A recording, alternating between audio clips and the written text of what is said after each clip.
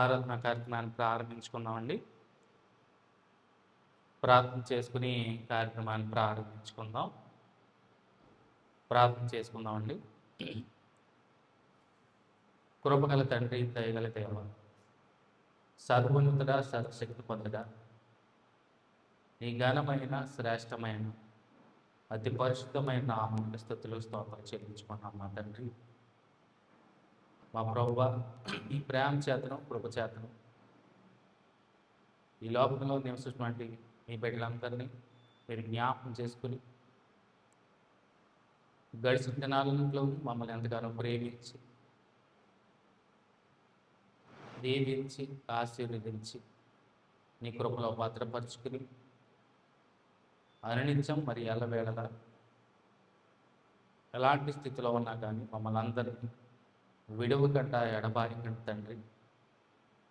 నీ చాచిన హస్తంతో మమ్మల్ని అందరినీ మీరు ఎక్కల చాటున భద్రపరుచుకుని సురక్షితంగాను క్షేమంగాను కాచి కాపాడి సంరక్షించుకుంటున్న విధానం బట్టి మరొకసారి వేవేల స్థితులు స్తోత్రాలు చెల్లించుకుంటూ మా ప్రభువా, ఆరాధన కార్యక్రమాన్ని ప్రారంభించుండగా కృప చూపించండి, సహాయం అందించండి మా ప్రభువా. ముందుగా కీర్తన పాడుచుండగా కీర్తన పాటలను మీ యొక్క ఆత్మ సహాయాన్ని నడిపింపును ప్రతి ఒక్కరికి అనుగ్రహించి సంతోషంతో ఆలపించడానికి కీర్తించడానికి తండ్రి ప్రతి ఒక్కరి హృదయాలు తెరిచి నడిపించుకొని చేరువచ్చిన వారందరినీ జ్ఞాపకం చేసుకుంటే ఇక్కడ అనేక మంది రావాల్సిన వారందరినీ త్వరితగతిన తండ్రి మరి సంతోషంతో నీ సన్నిధికి రావడానికి వారి హృదయాలు తట్టి నడిపించమని ఈరోజు తలపెట్టి ప్రతి కార్యక్రమాన్ని కూడా మీ చేతులుగా అప్పగించుకుంటూ తద్వారా సమస్త ఘనత మహిమ ప్రభావం మీరు పొందుకోమని ఈ ప్రార్థన పాసం చేర్చుకోమని యేసుక్రీస్తు ప్రభావం కూడా ప్రార్థించి వేడుకున్నాం మా ప్రిపర్లో తండ్రి, ఆమేన్. ఆరాధనలో భాగంగా ముందుగా కీర్తనలు పాడుకుని తండ్రి దేవుని స్తుతించుకుందామండి. ముందుగా చిన్న కీర్తన పుస్తకం నుంచి మొదటి కీర్తన పాడుకుందామండి. దేవునికి స్తోత్రము గానము చేయటే మంచిది. మరి కీర్తనలు పాడడానికి రావాలి, సహకరించాలి.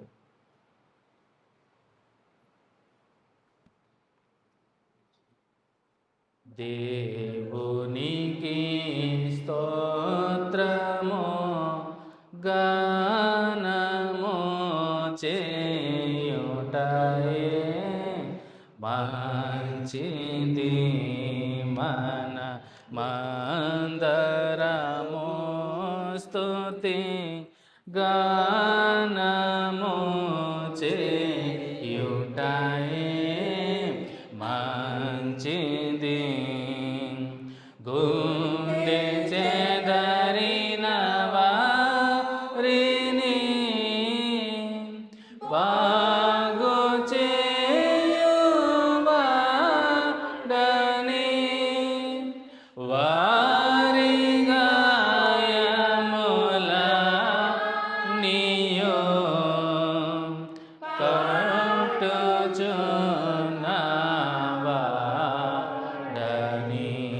దేవునికి స్తోత్రము గానము చేయుటయే మంచిది. నక్షత్రముల సంఖ్యను ఆయనే నియమించెను. వాటి కన్నియు పేరులు పెట్టు వాడని దేవునికి స్తోత్రము గానము చేయుటయే మంచిది. గొప్ప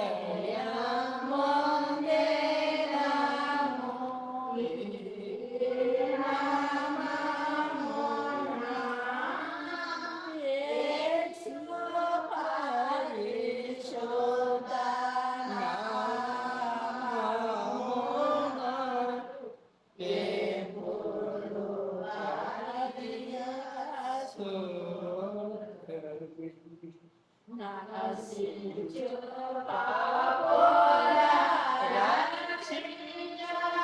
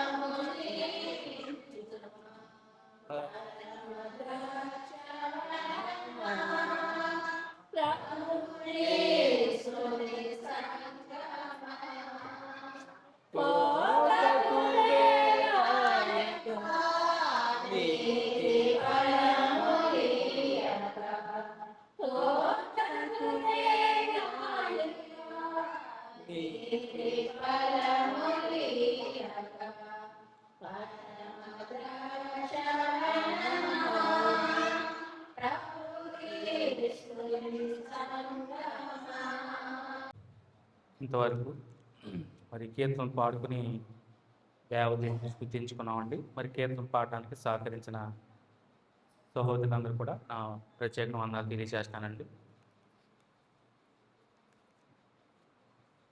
ఈ ఆరాధన కొరకు ఏర్పాటు చేయటువంటి వాక్యపట్నం, ఈ ఆరాధన కొరకు ఏర్పాటు చేయటువంటి వాక్య భాగం అపోస్తలుడైన పౌలు గారు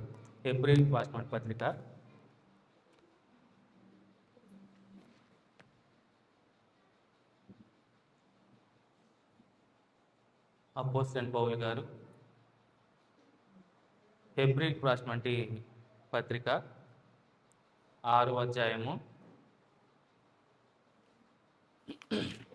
ఈ ఆరాధన కొరకు ఏర్పాటు చేయటువంటి వాక్య భాగం హెబ్రీయులకు రాసిన పత్రిక 6వ అధ్యాయము. మరి మన మధ్యలో గాడి నాగేష్ బాబు లేఖన భాగాన్ని చదివిపిస్తాడు. 6వ అధ్యాయము 4 నుంచి 6 వచనాలు.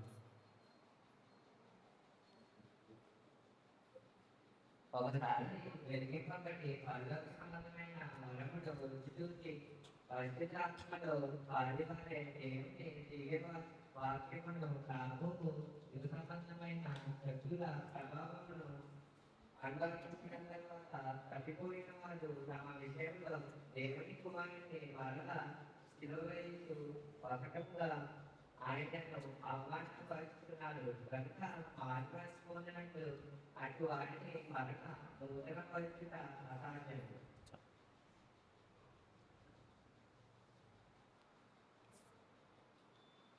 లేఖన భాగాన్ని చదివినిపించిన సహోదరుడు నగేష్ బాబుకి ప్రభువుకి ప్రత్యేక వందనాలు తెలియజేసుకుంటూ వాక్యాన్ని వివరించుకునే ముందు చిన్న ప్రార్థన చేసుకుని వాక్యాన్ని వివరించుకునే ప్రయత్నం చేద్దామండి. ప్రార్థన చేసుకుంటాం. పరిశుద్ధ పరమ తండ్రి, నీ ఘనమైన శ్రేష్టమైన అతి పరిశుద్ధమైన నామానికి స్తుతులు స్తోత్రాలు చెల్లించుకుంటాం తండ్రి. మరి ఎంతవరకు మరి కీర్తన పాటలో మీ యొక్క ఆత్మ సహాయాన్ని మా అందరికీ అనుగ్రహించి నడిపించినందుకు మరొకసారి వేవేల స్తుతులు స్తోత్రాలు చెల్లించుకుంటూ తండ్రి, మరి వాక్యం ద్వారా మీరు మాతో మాట్లాడి మరి శ్రేష్టమైన సంగతి తండ్రి మరి వివరించుండగా బోధించుండగా మీరే తోడుండి నడిపించి మరి చేరువచ్చిన వారందరినీ జ్ఞాపకం చేసుకొని మా ప్రభు మరి ఆలోచించే అంత వరకు మీరే తోడైపోయి మరి ఘనంగా ఈ కార్యక్రమాన్ని జరిగించుకుని మరి ముగింపు వరకు తండ్రి మీ యొక్క ఆత్మ సహాయం అందరికీ తోడించి నడిపించమని సమస్తాన్ని మీ చేతులుగా అర్పించుకుంటూ ఈ ప్రార్థన చేర్చుకోమని యేసుక్రీస్తు ప్రార్థించి వేడుకున్నాం నా ప్రిపర్లో తండ్రి. ఆమేన్. ముందుగా ఈ సమయాన్ని నాకు అనుగ్రహించినటువంటి తండ్రి దేవునికి కుమారుడినటువంటి యేసుక్రీస్తు ప్రవర్తన అని చేరువచ్చిన వచ్చిన ప్రతి ఒక్కరు కూడా మరి శుభావందనాలు తెలియజేస్తానండి. దేవుని యొక్క మహాకృపను బట్టి మనంతనే దేవుడు కాచి కాపాడి సంరక్షించుకుంటూ మరి ఎలాంటి పరిస్థితుల్లో ఉన్న మనందరినీ ఆయన సురక్షితమైన హస్తంతో మనందరినీ సంరక్షించుకున్న విధానం బట్టి మరొకసారి దేవుడిని మనం ఎంతగానో కృతజ్ఞతలు చెల్లించబడ్డామండి. గడిచిన ప్రవచనంలో మనం ఏం నేర్చుకున్నాం ఒకసారి జ్ఞాపకం చేసుకున్నాం. గడిచిన ప్రవచనంలో ఏం నేర్చుకున్నామో జ్ఞాపకంగా క్రీస్తు పునరుత్థానం తర్వాత జరిగినటువంటి పరిణామాలు చూసాము. అంటే ప్రభు అయిన యేసుక్రీస్తు వారు శిలువ మరణం పొందుకొని సమాధి చేయబడి మూడో దినాన్న పునరుత్థానుడై తిరిగిన లేచిన తర్వాత జరిగినటువంటి సంగతులు పరిణామాలు మనం చూసాం. చక్కగా ప్రొజెక్టర్ సహాయంతో పిక్చర్స్ రూపంలో నేను చాలా చక్కగా వివరించాను. కళ్ళకు కట్టినట్టు ఆ సన్నివేశాలని. అంటే 40 దినాలు ఎవరితో ఉన్నాడు? ప్రభువుని యేసుక్రీస్తు వారు శిష్యులతోనూ 500 మంది పైచిలకు జనసమూహంతో వారందరికీ కనిపరుచుకున్నాడు తాను సజీవుడిగా. అవునా? 10 అంశాలు నేను జ్ఞాపకం చేశాను. 10 అంశాలను ఏంటది? మొట్టమొదటి సాక్షి ఎవరు? మేరీ మగ్దలేనియా మరియా. అవునా? రెండో సాక్షి 3 స్త్రీలు. యాకోబు తల్లినటువంటి మరియా, సలోని, యోసన్న, 3 స్త్రీలకి కనపడటం. అలాగే మూడో సందర్భం ఎంఐ మార్గం గుండా వెళ్తున్నటువంటి 2 మనుషులకి కనపడటం. 4వదిగా పేతురు గారికి కనపడటం. ఒక్కడికే పేతురు సింగల్గా ఉన్నప్పుడు కనపడటం. అవునా? 5వదిగా 10 మంది శిష్యులకి, అంటే తోమా గారు లేని టైంలో 10 మంది శిష్యులకి కనపడటం. సో 10 మంది శిష్యులు వెళ్ళి తోమా గారు వచ్చినప్పుడు ప్రభు అయిన యేసుక్రీస్తు వారిని మేము చూసాము మా కళ్ళారా, మేము ఆయనతో మాట్లాడము అని చెప్పగానే తోమా ఏమంటాడు? నేను ప్రభు అయిన యేసుక్రీస్తు వారి చేతిలో చెయ్యి ఉంచితే కానీ, ఆ చేతి వేలులో వేలు ఉంచితే కానీ నేను నమ్మనంటాడు. సో మరలా 11 మంది శిష్యులు ఉన్నప్పుడు, అంటే తోమా గారు ఉన్నప్పుడు ప్రభు అయిన యేసుక్రీస్తు వారు ప్రత్యక్షం అవడం, తోమా దగ్గరికి వెళ్ళి తోమాతో ఏమంటాడో, ఇదిగో నువ్వు అనుకున్నట్టు చేతులు కాళ్ళు ఈ శరీరము దయ్యములకు ఉండవు అని చెప్తూ చివరాకలో మాట అంటాడు. ఏమని? చూచి నమ్మిన వారి కన్నా చూడక నమ్మిన వారు ధన్యులు. అంటే విశ్వాసాన్ని బలపరిచాడు. అవునా?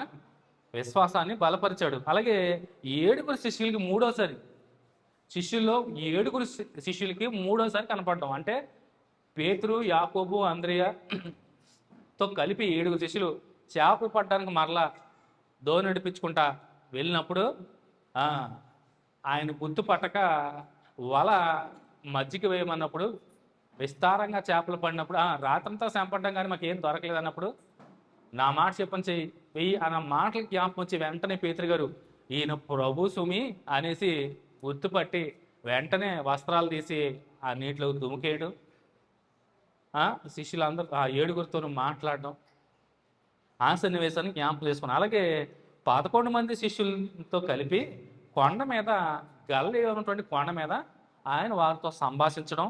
ఇది 8వ సందర్భం. 9వ సందర్భం ఏంటంటే 500 మందికి పైగా కనపడడం. చివరిగా ప్రభు అయిన యేసుక్రీస్తు వారు ఆయన చివరాఖరి వీడ్కోలు, అంటే బెత్పగే బేతనియా నుంచి ఆయన ఆరోహణం అవడం, వారు కనులారా చూడడం, అత్యానంద భరితులే ప్రభు ఏ సంగతులు ఆజ్ఞాపించాడో వాటన్నిటిని నెరవేర్చడానికి ప్రభు మాట చొప్పున మేడగదిలోకి వెళ్ళడం, పరిశుద్ధాత్మను పొందుకోవడం, అన్య భాషలతో మాట్లాడటం, పేతురు గొప్ప ప్రసంగం చేయడం. సో దాని ద్వారా మారు మనసు కలిగినటువంటి చెందినటువంటి 3000 మంది పేతురు గారు మేము ఏం చేయాలన్నప్పుడు యేసుక్రీస్తు నామంలో మీరు మారు మనసు తెచ్చుకుని యేసుక్రీస్తు వారి నామంలో మీరు బాప్తిసం తీసుకోవాలన్నప్పుడు 3000 మంది చేర్చపడ్డం. సో ఇదంతా మనం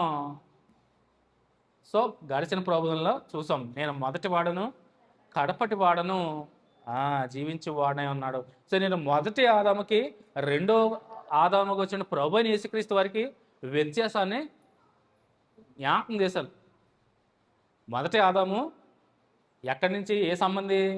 నేల నుంచి తీయబడిన వాడు, భౌతిక సంబంధం అంటే ప్రకృతి సంబంధిగా కనపడుతున్నాడు. రెండో ఆదాము గారు పరలోకం నుంచి దిగి వచ్చిన వాడు, ఆత్మ సంబంధి.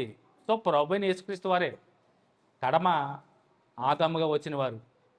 సో ఇదంతా నేను చాలా చక్కగా గడిచిన ప్రభుత్వంలో నాకు తెలిసి అందరికీ అర్థమైందని అనుకుంటున్నాను. మరి ఈరోజు మరొక చక్కటి అంశాన్ని, సో ప్రభు అయిన యేసుక్రీస్తు వారు తిరిగి లేచుట ద్వారానే ఏం కలిగింది? ప్రతి ఒక్కరికే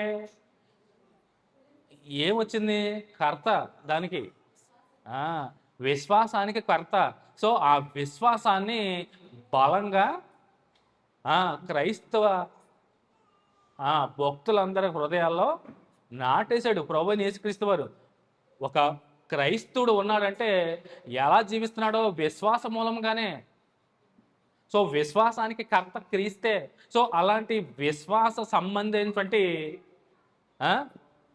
ఒక విశ్వాసి ప్రభు అయిన యేసుక్రీస్తు వారి అనుగ్రహించినటువంటి వెలుగుని పొంది, అంటే అంతకుముందు క్రీస్తుని ఎరగనప్పుడు మనం ఎలా ఉన్నాం?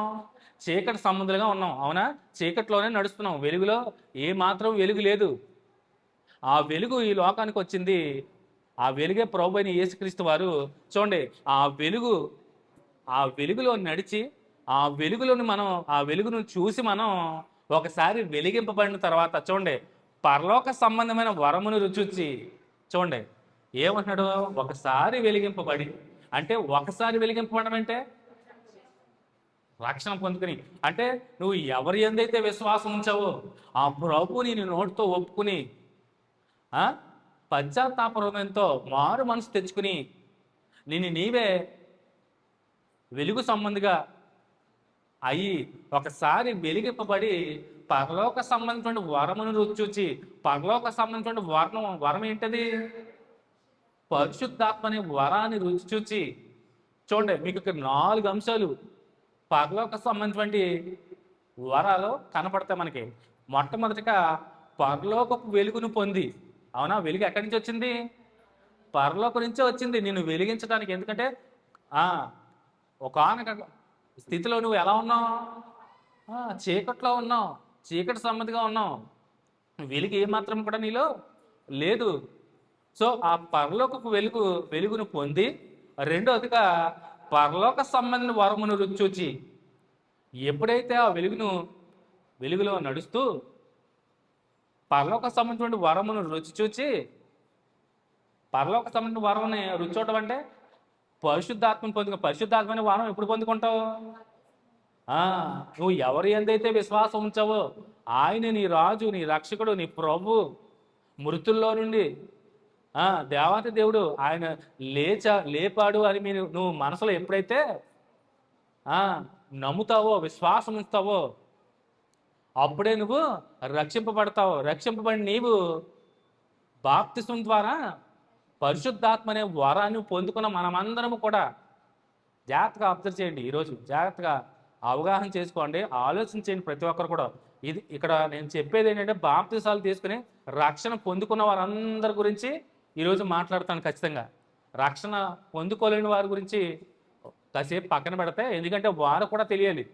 రక్షణ పొందుకోలేని వారు కూడా అవగాహన చేసుకోవాలి, అర్థం చేసుకోవాలి. దేవుని యొక్క చిత్తాన్ని, దేవుని యొక్క ప్రణాళికని అర్థం చేసుకోవాలి. సో బాప్తిసం తీసుకున్న వాళ్ళు అత్యంత జాగ్రత్తగా ఉండాల్సినటువంటి తరుణం నిజంగా. సో రక్షణ లేని వాళ్ళని ఇంకా ఎలాగ మనం ఏం చేయలేము. వారు ఎన్నో ఏళ్ళ నుంచి వాక్యం వింటున్నా కానీ లోపడకుండా రక్షణ పొందుకోకుండా ఉన్నారంటే మనం ఏం చేయలేము. సో మనం ఏళ్ల తరబడి వాక్యం చెప్తున్న వాళ్ళకి ఇంకా మారు మనసు కలగట్లేదంటే అపవాది కూడా ఇంకా వారి హృదయాల్ని ఏం చేస్తున్నాడు, వెనక్కి లాగుతున్నాడు. మనం ఏం చేయలేము. అవునా? నమ్మి బాప్తిసం పొందినవాడు రక్షింపబడిన నమ్మని వానికి శిక్ష విధింపబడుతుంది. శిక్షకి అర్హులే ఇంకా వారందరూ, మనం ఏం చేయలేము. సో బాప్తిసం పొందుకున్న వారు ఒకసారి ఆలోచన చేయాల్సిన విషయం. ఎందుకంటే మీరు ఏమై ఉన్నారో, వెలుగు సంబంధులుగా ఉన్నారు, పరలోక సంబంధించిన వరాన్ని రుచి చూశారు. అవునా? బాప్తిసం తీసుకున్న వారు మీరు అందరూ జ్ఞాపకం చేసుకోండి, అర్థం చేసుకోండి. మీరు పరలోక సంబంధించిన వెలుగుని చూశారు. అలాగే ఏమన్నాడు, పరిశుద్ధాత్మలో పాలిన వారే, అంటే దేవుని ఆత్మనే మీరు పొందుకొని ఆ ఆత్మలో పాలి భాగస్థులు అయ్యారు. మీరు అందరూ పరిశుద్ధాత్మ అనే వారాన్ని పొందుకొని మీరందరూ ఆ ఆత్మలో పాలి భాగస్థులు అయ్యారు. సో అవి ఎక్కడి నుంచి, పరలోక సంబంధించిన వరమును రుచి చూచి పరిశుద్ధాత్మలో పాలివారై దేవుని వాక్యమును అనుభవించి. చూడండి ఎన్ని వచ్చినాయి, 4 అంశాలు వచ్చినాయి. చూడండి ఏమని, దేవుని వాక్యమును దేవుని వాక్యమును అనుభవించి, అంటే రక్షణ పొందుకున్నవారు, అంటే పరిశుద్ధాత్మ అనే వరాన్ని పొందుకున్న ప్రతి ఒక్కరు కూడా ఒకసారి వెలిగింపబడిన వారు. అవునా? ఒకసారి వెలిగింపబడిన వారు. అత్తమాటు వెలిగించాలంటే ఆ వెలుగు ఒకసారే కదా. సో ఆ వెలుగుని మీరు పొంది పరలోక సంబంధం వరమును రుచి వచ్చి, అంటే పరిశుద్ధాత్మని మీరు ఆ వరాన్ని పొందుకొని ఆ ఆత్మలో పాలిన వారే దేవుని వాక్యమును అనుభవించి, మీరు అందరూ దేవుని వాక్యం విన్నారు కనుకనే విశ్వాసం ఉంచి మారు మనసు తెచ్చుకుని పశ్చాత్తాప హృదయంతో మీ పాపపు జీవితాన్ని విడిచిపెట్టి బాప్తిసం తీసుకుని రక్షణ పొందుకున్నారు. పరిశుద్ధాత్మ అనే వరాన్ని పొందుకుని మీరు అందరూ కూడా ఏం చేయాలి, వెలుగుతూ ఉండాలా, ఆరిపోవాలా? వెలుగుతూ ఉండాలి. ఒకసారి వెలిగింపండి, నీవు ఆరిపోకూడదు. ఆరిపోయావంటే మరలా వెలిగించడం అసాధ్యం అన్నాడు పౌలు ఎబ్రీ పత్రికలో. చెప్పేది ఏంటి చూడండి, ఒకసారి వెలిగింపబడి పరలోక సంబంధించిన వరమును రుచి చూచి పరిశుద్ధాత్మలో పాలివారే దేవుని వాక్యమును రాబో యుగ సంబంధమైన శక్తుల ప్రభావమును అనుభవించిన తర్వాత తప్పిపోయిన వారు. అంటే వెలిగింపబడిన నీవు ఎలా ఉండాలి, చాలా జాగ్రత్తగా ఉండాలి, ఆరిపోకుండా చూసుకోవాలి. ఎందుకంటే పరలోక సంబంధించిన వరాన్ని రుచి చూచావు, పొందుకున్నావు, ఆ ఆత్మలో పాలి భాగస్థులు అయ్యావు, ఒక భాగం అయ్యావు. నువ్వు పరిశుద్ధాత్మలో నువ్వు ఒక భాగం అయిపోయావు, ఆ వరాన్ని పొందుకున్నావు, రుచి చూచావు. అలాంటి నీవు ఈ యుగ సంబంధించినటువంటి ఏమన్నాడు, యుగ సంబంధమైన శక్తుల ప్రభావం అనుభవించి, అంటే ఈ లోకంలో నీకు ఒక రక్షణ, అంటే పరిశుద్ధాత్మ వరాన్ని పొందుకున్న నీవు ఆయన కాపుదలను, ఆయన సంరక్షణలో ఉన్న నీవు వాటన్నింటినీ అనుభవించిన తరువాత తప్పుపోయిన వారు ఒకవేళ తప్పుపోతే, చూడండి క్వశ్చన్ మార్క్ వేసుకోండి, ఒకవేళ బాప్తిసం తీసుకున్నా నేను మరలా నేను పాపపు స్థితిలోకి వెళ్తే నా పరిస్థితి ఏంటి? ఒక ముక్కలో చెప్తున్నాను. రక్షణ పొందుకున్న మనం అందరం, అంటే బాప్తిసం ద్వారా రక్షణ పొందుకున్న మనం అందరం కూడా మరలా తప్పిపోతే, మరలా పాపాన్ని చేస్తే, మరలా పాప స్థితిలోకి వెళ్ళిపోతే నా పరిస్థితి ఏంటి? హెచ్చరిస్తున్నాడు పరిశుద్ధాత్ముడు, హెచ్చరిస్తున్నాడు. ఏమని చూడండి, ఏమని పౌలు అదే విషయం చెప్తున్నాడు. తమ విషయంలో చూడండి ఏం చేస్తారంట అలాంటి వారు, బాప్తిసం తీసుకుని మరలా మీ పాప జీవితాల్లో పాత రోత జీవితంలో అడుగుపెట్టిన ప్రతి ఒక్కరూ గుర్తెరగాల్సిన విషయం ఏంటంటే, చూడండి తమ విషయంలో దేవుని కుమారుని మరలా ఏం చేస్తారంట, సిలువ వేయచ్చు. చూడండి మనం తెలియకుండానే ఏం చేస్తాం, గడిచిన దినాలన్నింటిలోనూ 40 దినాల్లో ఏం చేసాం మనం,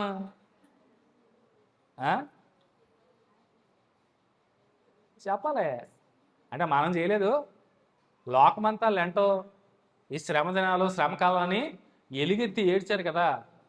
అపరాధిని యేసయ్యా, కృపచూపు బ్రోవం అయ్యా, ఇయే కదా పాటలన్నీ. సిలువే నా శరణం, నాయన పాటలు అన్నీ కదా పాడుకున్నాం. అంత భక్తి ప్రదర్శించిన అందరూ కూడా ఒకసారి ఆ పౌలు చెప్తున్న విషయం మాటలో ఆలోచన చేస్తే ఈ 40 దినాల భక్తి జీవితం వ్యర్థమా? వ్యర్థమే కదా. చూడండి, 40 దినాలు నువ్వు భక్తి శ్రద్ధలతో చేసింది అంతా వృధా, వ్యర్థం. అసలు 40 దినాలు లేదు. సో నేను ఎందుకంటే దీని ప్రస్తావన ఎందుకు తీసుకొచ్చానంటే, ఎంతో భక్తి శ్రద్ధలతో 40 దినాలు ఆచరించి ఈస్టర్ పండుగ ద్వారా ముగించుకుని మరలా నువ్వు నీ పాత స్థితిలోకి వెళ్ళిపోతున్నావే. అలా వెళ్ళిపోతున్న మనం అందరం కూడా ఆలోచించాల్సిన విషయం ఏంటి? చూడండి, తమ విషయంలో దేవుని కుమారుని మరలా సిలువ వేయించు బాహాటముగా ఆయనను అవమానపరుచుచున్నారు. అంటే ఎంతో భక్తి ప్రదర్శించిన నీవు, నీకోసం ప్రాణం పెట్టిన క్రీస్తుని 40 దినాల్లో ధ్యానం చేసుకున్న నీవు ఒకసారి మర్చిపోయి నీ పాత రోత జీవితంలో నువ్వు వెళ్ళిపోతే నువ్వు మరలా ఏం చేస్తున్నావు? ప్రభువైన యేసుక్రీస్తు అని తీసుకొచ్చి ఏం చేస్తున్నావు? బాహాటంగా ఏం చేస్తున్నావు? ఆ సిలువ మీద మాను మీద 3 మేకులతో దిగ్గొడుతున్నావు నీకు నువ్వే. ఆలోచన చేశారా? పరిశుద్ధాత్మ వరాన్ని రుచి చూసిన ప్రతి ఒక్కరు కూడా ఆలోచన చేయాల్సింది ఏంటి? ఏ ప్రభువైన ఏ క్రీస్తు అయితే నీ కోసం ప్రాణం పెట్టి సిలువ మీద వేలాడి శ్రమ పొంది నీకోసం ప్రాణం విడిచి అంత చేసిన ప్రభువైన యేసుక్రీస్తు వారిని నువ్వు భక్తి శ్రద్ధలతో ధ్యానం చేసుకుని కీర్తించి ఘనపరిచి మహింపరిచి ఒకవేళ నువ్వు మర్చిపోయి నీ పాత జీవితంలో నువ్వు మరలా నువ్వు వెనకాలకి వెళ్ళిపోతే నీ పరిస్థితి అసలు నీకు తెలియకుండానే జరిగేది ఏంటంట? పౌలు అదే హెచ్చరిస్తున్నాడు, చాలా గట్టిగా హెచ్చరిస్తున్నాడు. ఎందుకంటే బాహాటంగా ప్రభువైన యేసుక్రీస్తు వారిని సిలువ మీదకే నువ్వే ఎక్కిస్తున్నావు. ఒకసారి వెలిగింపబడిన నీవు ఎలా వెలిగావు? నిన్ను వెలిగించడానికి ఆయన సో నీలో వెలుగులు నింపడానికి, నీ జీవితంలో వెలుగును నింపడానికి, నిన్ను వెలిగించడానికి ఆయన ప్రాణం విడిచాడే.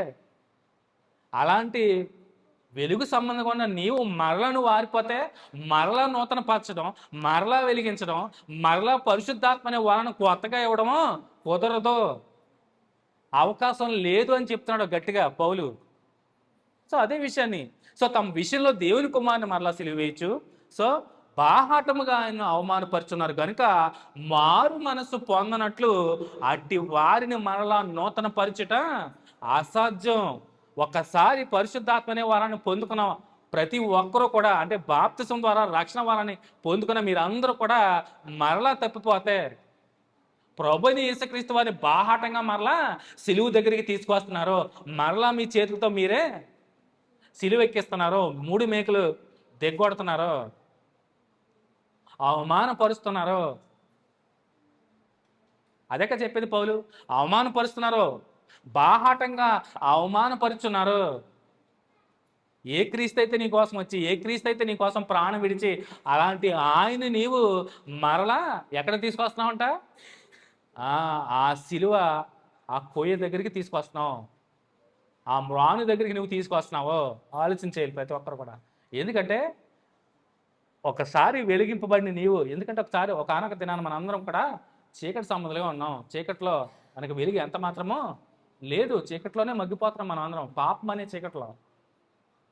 అలాంటి నిన్ను ఆయన వెలిగించడానికి ఈ లోకానికి వచ్చి పరలోకపు వెలుగుని నీకు అనుగ్రహించి, పరలోక సంబంధించిన వరమని రుచి చూపించి, అలాగే పరిశుద్ధాత్మలో ఆ వరాన్ని నీకు అనుగ్రహించి, ఆ ఆత్మలోని నిన్ను పాలిభాగస్తులుగా చేసి దేవుని వాక్యాన్ని నువ్వు మనపూర్వకంగా విని విశ్వసించి అంగీకరించి హత్తుకుని రక్షణ పొందుకొని నీవు మరలా నువ్వు తప్పిపోతే నువ్వు చేస్తున్నది ఏంటంటే 6వ వచనమే. ఆలోచన చేశారా ఎంత లోతైన విషయం దాగుందో? అదే చెప్తున్నాడు పౌలు. సో అన్ని రుచి చూసిన తర్వాత, అంటే ప్రభువైన యేసుక్రీస్తు వారి ప్రాణత్యాగాన్ని మనం అందరం గ్రహించుకొని ఆయన ఒప్పుకొని ఆయన యందు విశ్వాసం ఉంచితే చనిపోయినా కానీ నేను బ్రతుకుతానని నీవు నమ్మి రక్షణ పొందుకున్న నీవు ఎలా జీవించాలి ఆయన కొరకు? ఆయన కోసమే ఇంకా సమస్తము. ఒకసారి క్రీస్తుని అంగీకరించిన మనం అందరము కూడా లోకం వైపు చూడకూడదండి. లోకం అంతా నీకు సమస్తము ఎలా ఎలా కనపడాలి? వ్యర్థంగానే కనపడాలి. ఏది నాకు అక్కర్లేదన్నట్టుగానే ఉండాలి. నా ప్రభువే, నా కోసం ప్రాణం పెట్టిన ప్రభు కోసమే నేను బ్రతకాలి, ఆయన కోసమే జీవించాలి. ఇక నువ్వు జీవించేవాడు నేను కాదు, క్రీస్తే నాలందు జీవిస్తున్నాడు, ఆయనే నాలో ఉన్నదే. ఇక నాకు ఏది అక్కర్లేదు. ఒకవేళ ఆయనలో ఉండి నేను చనిపోతానా? చనిపోతాను, మరలా ఆయనతో బ్రతుకుతాను. ఆయన నన్ను వెంట పెట్టుకుని తీసుకొస్తాడు. కళ్ళారా చూస్తాను ఆయన నేను. అది మానేసి బాప్తిజం తీసుకున్నాం, ఒకసారి ములిగేసాం, రక్షణ పొందేసుకున్నాం, అప్ప చాలు ఈ జీవితానికి, ఇంకా నేను రక్షణ పొందేసుకున్నాను, ఇంకా నేను పరలోకం వెళ్ళిపోతానంటే అది మన వెరితనం అవుద్ది. అవునా? బాప్తిజం తీసుకున్న వాళ్ళందరూ పరలోకం వెళ్ళిపోతారా? ఎక్కడికి వస్తారు? తీర్పులోకి వస్తారు. గుర్తుపెట్టుకోండి, డైరెక్ట్గా పరలోకం వెళ్ళిపోతారని చెప్పాడు ప్రభు. నువ్వు చేసే క్రియలని మంచివైనా సరే చెడ్డవైనా సరే ఎక్కడికి వస్తారంట? వస్తారు ఖచ్చితంగా. అక్కడ నించుంటావు, క్రీస్తు న్యాయపీఠం ముందు నించుంటావు. సో ఆలోచన చేయండి, బాప్తిసం తీసుకోగానే మనం పరలోకం వెళ్ళిపోతామంటే అది మన వేరుతనం అవుతుంది. సో నువ్వు ఎలా బ్రతకాలి? ఒకసారి అవన్నీ నువ్వు రుచి చూసిన తర్వాత, వాక్యాన్ని రుచి చూచి, పరిశుద్ధాత్మలో పాల్వారై, పరలోక సమయం వరవును రుచి చూచి, పరలోకపు వెలుగును కూడా నువ్వు రుచి చూసిన తర్వాత తప్పిపోతే, ఒకవేళ మరలా నువ్వు వెనకే తిరిగిపోతే ఏంటి నా పరిస్థితి? ఆలోచన చేశారా? ఆలోచన చేశారా? వెనకకి తిరిగి అంటే తొలగిపోయిన వారు, రక్షణ పొందుకుని మరలా తొలగిపోయిన వారి పరిస్థితి ఏంటి? ఆలోచన చేయండి. ఏమవుతుంది? మళ్ళీ పశ్చాత్తాపడటం అనేది అది ఎలా ఉంటుందంటే, మన వాడుక భాషలో ఒక రకం చెప్పాలంటే చాలా జోక్ అంటారు చూసారా. ఒకసారి నువ్వు అయ్యో ప్రభు నా కోసం మరణించాడని పశ్చాత్తాప హృదయంతో, విరిగి నలిగిన హృదయంతో నువ్వు అంగీకరించే బాప్తిజం తీసుకొని నీవు మరలా చూడండి, యుగ సంబంధమైన శక్తుల ప్రభావం ద్వారా నువ్వు తప్పిపోతే కనుక, తప్పిపోయి మరలా లోకం వెంబడే తిరిగి మరలా నువ్వు మళ్ళా వెనక్కి వస్తే ఎలా ఉంటుందంటే అది చాలా జోక్గా ఉంటుంది. నిజంగానే మనం ఆడుకోసం చెప్పాలని చాలా జోక్ ఇది. ఎందుకంటే ఒక్కసారే మళ్ళీ రెండోసారి మూడోసారి బాప్తిసాలు ఇవ్వడాలో తీసుకోవడాలో ఉండవండి. ఒక్కసారి ఆ వరాన్ని రుచి చూసిన నీవు మరలా దాన్ని పొందుకోవడం అసాధ్యము. మరలా పశ్చాత్తాపడడం అసాధ్యం. ఎన్నిసార్లు పశ్చాత్తాపడతావు? ప్రతిసారి నేను పాపం చేసి ఎన్నిసార్లు? ఆలోచించండి. రక్షణ పొందుకున్నవారు మరలా నువ్వు తప్పిపోతే, మరలా పాపంలోకి వెళ్తే, అసలు ఆ పాపం అంటే ఏంటో తెలిసి దాన్ని విడిచిపెట్టి వచ్చిన నీవు మరలా దాంట్లోకి వెళ్ళడం అనేదే ఘోరమైనటువంటి పాపము, ఘోరమైనటువంటి తప్పిదం అది. నువ్వు మరలా నీ తర్వాత జీవితంలోకి వెళ్ళడం అనేది, దాన్ని అసహించుకునే కదా వచ్చావు తిరిగి ప్రభు చెంతకే, దాన్ని విడిచిపెట్టే కదా ప్రభువుని అంగీకరించావు. అలాంటి అంగీకరించిన నీవు మరలా దాంట్లోకి వెళ్తే నువ్వు దేన్ని అపవిత్రపరిచినట్టు, అవమానపరిచినట్టు, ప్రభువైన యేసుక్రీస్తు వారి ప్రాణత్యాగాన్ని, సిలువ మరణాన్ని నువ్వు అపహాస్యం చేసినట్టే.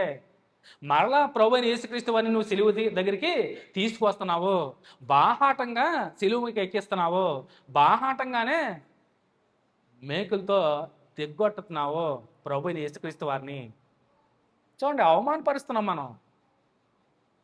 క్రీస్తు మరణాన్ని అపహాస్యం చేస్తున్నాము, సమాధిని అవమానపరుస్తున్నాము, పునరుత్థానాన్ని కూడా అవహేళన చేస్తున్నాము, అవమానపరుస్తున్నాము. అవన్నీ రుచి చూసిన తర్వాతే కదా నువ్వు ప్రభు చెంతకు వచ్చావు. నా ప్రభు నా కోసం వచ్చాడు, నా కోసం ప్రాణం పెట్టాడు, నా కోసం తిరిగి లేచాడు, నా కోసం మరలా వస్తున్నాడనే కదా బలమైనటువంటి నిరీక్షణ, బలమైనటువంటి విశ్వాసంతోనే కదా నువ్వు జీవిస్తున్నావు. అలాంటి విశ్వాసిగా ఉన్న నీవు మరలా విశ్వాసాన్ని కోల్పోయి విడిచిపెట్టి నీ పాత రోత జీవితంలోకి వెళ్ళిపోతే అంత నువ్వు చేసిన దానికి అంత వ్యర్థమే, అంత అపహాస్యమే. ముఖ్యంగా ఏ అద్వితీయ కుమారుడైతే నీ కోసం ఈ లోకానికి వచ్చాడో దాన్ని నువ్వు ఏం చేస్తున్నావు? అవమానపరుస్తున్నావో. ఏ క్రీస్తు అయితే నీ కోసం రక్తం కార్చాడో, దార పోసాడో, దెబ్బలు తిన్నాడో, ముఖం మీద ఉమ్మేయించుకున్నాడో, కొరడాలతో కొట్టించుకున్నాడో, అలాంటి ప్రభు అయిన క్రీస్తు నువ్వు అవమానపరుస్తున్నావో. ఏ క్రీస్తు అయితే సిలువ మాను మీద వేలాడి అరచేతిలో మేకలు తెగ్గొచ్చుకుని శ్రమ పొంది వేదనతో ప్రాణం విడిచిన క్రీస్తుని నువ్వు అవమానపరుస్తున్నావు. నిన్ను మరలా బ్రతికించుకోవడానికి 3వ దినాన్ని తిరిగి లేచాడే ఆ క్రీస్తుని నువ్వేం చేస్తున్నావు? ఆ పునరుత్థానాన్ని కూడా అవహేళన చేస్తున్నావు, అపహాస్యం చేస్తున్నావు. ఆలోచించేయండి. రక్షణ పొందుకున్న వాళ్ళు చాలా చాలా జాగ్రత్తగా ఉండాలి. ఎందుకంటే వారిని గట్టిగా పట్టుకునేది ఎవరు? దేవుని ఎరిగి క్రీస్తుని ఎరిగి విశ్వసించి ఆయన అడుగుజాడల్లో నడుస్తున్న వారిని తప్పించడమే అపవాదిగాడి పని. ఇప్పుడు రక్షణ పొందుకునే వాళ్ళు జోలికి రాడండాడు అపవాదిగాడు. రక్షణ పొందుకునే కొరకు వాడికి కష్టపడాలని పని లేదు. ఎందుకంటే నువ్వు రక్షింపబడలే, నువ్వు ఎలాగ నరకానికి పోతావు, నువ్వు ఎలాగా నశించిపోతావు. అలా నశించిపోయే వాడి జోలికి రాడాడు. మరి ఎవరి జోలికి వస్తాడు? ప్రభుని క్రీస్తుని ఆయన యందు విశ్వాసం ఉంచిన వారు, బలంగా నిలబడిన వారు, ఆయన అడుగుజాడల్లో వెలుగు సంబంధంగా నడిచే వారిని మరలా వాడు ఏం చేస్తాడో? చీకటిలోకి నెట్టివేస్తాకే ప్రయత్నం చేస్తాడు. అందుకనే రాబోవు యుగ సంబంధమైన శక్తుల ప్రభావం ద్వారా నువ్వు తప్పిపోతే వాడు నీకు ఆశ చూపిస్తాడో, ఈ లోకాన్ని చూపిస్తాడో ఆశ. ముఖ్యంగా 3 శరీరాత్ర, నేత్రాశ, జీవపడమము, ఈ 3ని ఎరవేస్తాడో. ఎవరికి ఎరవేస్తాడో? రక్షణ పొందుకోవడానికి ఎరవేసిన పని లేదండి. ఎందుకంటే వాళ్ళు ఆల్రెడీ టికెట్ కన్ఫర్మ్ చేసుకున్నారు నరకంలోకి. అవునా? చూడండి, రక్షణ పొందుకోవడం గురించి హెచ్చరిస్తాను. మీరు ఖచ్చితంగా మీరు ఆ పరలోక సంబంధించినటువంటి ఆ పరిశుద్ధాత్మ వరాన్ని పొందుకోలేనటువంటి వారందరూ కూడా నిత్య నరకంలో ఖచ్చితంగా ఉంటారు. తథ్యం అది గుర్తుపెట్టుకోండి. ఖచ్చితంగా మీరు నశించిపోతారు.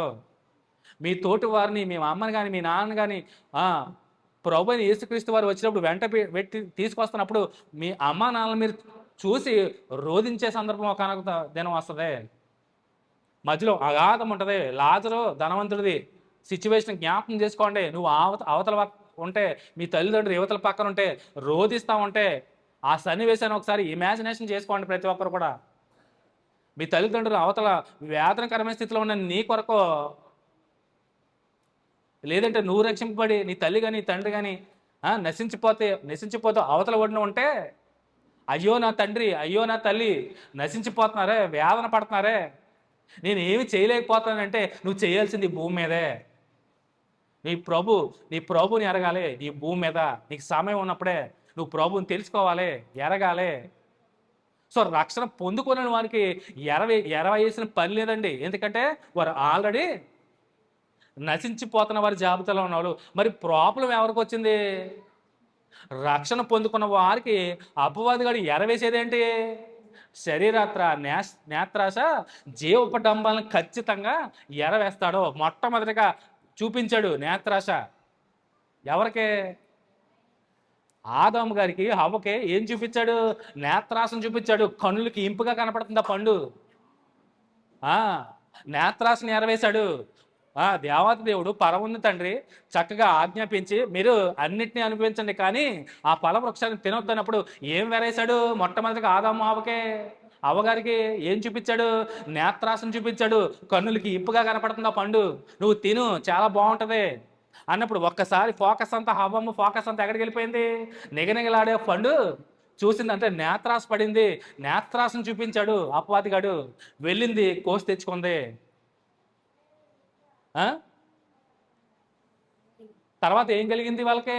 తిన్న వెంటనే నేత్రాస అయిపోయింది, శరీరాస. వాళ్ళకి వెంటనే ఒకరు దిగంబరులుగా కనబడ్డారు. శరీరాస పుట్టింది అంటే కోరికలు పుట్టాయి, అవునా? శరీరాశను చూపించాడు. మూడోదిగా జీవపు డమ్మాన్ని మీరు తింటే మీరు ఎక్కడా లేని గొప్పవారైపోతారు. మీరు ఎలా ఉంటారు అన్నాడు?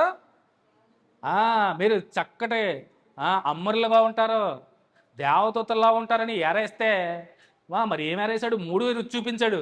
శరీరాశను చూపించాడు, నేత్రాశను చూపించాడు, జీవపు డంబాన్ని చూపించాడు. అబ్బా మీరు లోకంలో మీ అంత టోళ్ళు ఉండరు అన్నాడు. కడకి ఏమైంది? దేవుని సహవాసాన్ని కోల్పోయారా? ఆ బంధాన్ని తెంచుకున్నారా?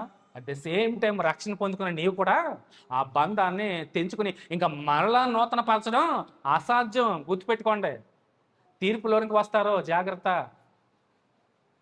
ముఖ్యంగా రక్షణ పొందుకున్న వారికి ఎరవేసేది శరీరాశ, నేత్రాశ, జీవపు డంబాలనే చూపిస్తాడు అప్పాదిగాడు. ఎందుకంటే కావాల్సింది మీరే వాడికి. రక్షింపండి నీవు మరల నువ్వు మెల్లగా ఎక్కడికి వెళ్ళిపోవాలి? నరకంలోకి వెళ్ళిపోవాలి, నశించిపోవాలి. ఎంతమంది నశిస్తే వాడు అంత సంతోషిస్తాడు. ఆలోచించండి, నువ్వు అపవాది గడికి నీకు తెలియకుండానే ఏం చేస్తున్నావు? అవకాశం ఇస్తున్నావు. ముందుగా ప్రభుని యేసుక్రీస్తు వారి మరణ సమాధి పునరుత్థానాన్ని అవమానపరుస్తున్నావు. మరలా క్రీస్తుని తీసుకొస్తున్నావు సిలువ దగ్గరికి, బాహాటంగా సిలువ ఎక్కిస్తున్నావు. ఆలోచన చేస్తే హృదయం బద్దలైపోతాయి. అపవాదిగాడు మిమ్మల్నే పట్టుకుంటాడు. సో మనం ఎలా ఉండాలి? చాలా జాగ్రత్తగా ఉండాలి. క్రీస్తుని ఎంత మాత్రం కూడా విడిచిపెట్టకూడదు. ఒకసారి ఆ వరాన్ని రుచి చూసిన మనము తప్పిపోకూడదు. తప్పిపోతే జరిగే తీవ్రమైనటువంటి పరిణామం ఏంటంటే ఇదే.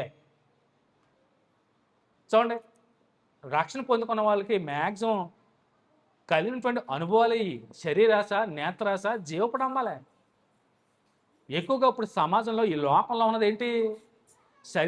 శరీరాశ ఖచ్చితంగా చాలా ఎక్కువగా ఉంటుందండి. శరీరాశ. రక్షణ పొందుకున్నవారు ఇట్టే పాపం చేయాలంటే శరీరాన్నే అపవాదిగాడు వాడుకుంటాడు. పాపం చేయాలంటే, నిన్ను అపవిత్రపరచాలంటే దాంట్లో లాగుతాడు. శరీరాశ చూపించి ముందుగా కన్నులతో అట్రాక్ట్ చేస్తాడు. కన్నులతో అట్రాక్ట్ చేసుకుంటాడు. శరీరంతో కోరికలు తీర్చుకోవాలని అట్రాక్ట్ చేస్తూ ఉంటాడు. జీవపు అమ్మాని చూపిస్తాడు. సో ఆలోచించండి, రక్షణ పొందుకున్న వారికి ఎరవేసేది ఇవే. శరీరాశ, నేత్రాశ, జీవపు అమ్మాలని ఎరేస్తాడు అపవాదిగాడు. వాడి ఎరలో నువ్వు చిక్కుకున్నావా? ఏం చేస్తున్నావు? ఆయన కుమారుణ్ణి అవమానపరుస్తున్నావు. ఆయన ఎందు నిమిత్తం వచ్చాడో దాన్ని అంతా నువ్వు అపహాస్యం చేస్తున్నావు. ఆలోచించేయాలండి. అలాంటి సందర్భాలు, సన్నివేశాలు ఇందులో చాలా ఉన్నాయి. తప్పిపోయిన వారు, ఒకసారి దేవుని ఎరిగి తప్పిపోయిన వారు. బెస్ట్ ఎగ్జాంపుల్ ఇజ్రాయేల్ ప్రజలే. ఎన్ని మార్లు వారిని నిలబెట్టాడు తండ్రి దేవుడు. ఎన్ని మార్లు తప్పిదం చేసినా కానీ వారిని మరలా సరైన దారిలో పెట్టుకోవడానికి ఎన్ని ప్రణాళికలు. న్యాయాధిపతులను ఏర్పరిచాడు, ప్రవక్తల్ని ఏర్పరిచాడు. ఆఖరికి ఆయన అద్వితీయ కుమారుని లోకానికే తీసుకురావడమే కాదు, బలిగాను అర్పణగాను అర్పించేశాడు. అలాగా రక్తం దారపోసాడు. ఇంకా మరొక ఆప్షను లేనే లేదు. ఓన్లీ వన్ ఆప్షను ప్రభువైన యేసుక్రీస్తు వారి. ఇంకా నీకు ప్రణాళిక, ఇంకొక ఏర్పాటు, ఇంకొక సిద్ధపాటు ఇంకేమీ లేవండి. అయిపోయింది. ఇంకా ఆయన చేయాల్సిందంతా సమస్తము క్రీస్తు ద్వారా చేసేశాడు. ఇంకా 2 ఆప్షన్, 3 ఆప్షన్, 4 ఆప్షన్ లేవమ్మా. ఇక చేయాల్సిందంతా అయిపోయింది, కంప్లీట్ అయిపోయింది. ఇక నువ్వు చేయాల్సిన పని నీదే. క్రీస్తుని నువ్వు ఎరగాలంటే ముందుకు వాక్యం వినాలి, వాక్యమిని విశ్వాసం ఉంచాలి, ఒప్పుకోవాలి ప్రభుని. ఆలోచించండి. సో రక్షణ పొందుకునే వాళ్ళు ఇంకా చాలా ఈజీగా ఉంటున్నారంటే వాళ్ళకి అసలు భయం వేయట్లేదంటే, కానీ ఒకానొక దినం వస్తుంది, నేను చెప్పాను సందర్భం, చాలా అప్పుడు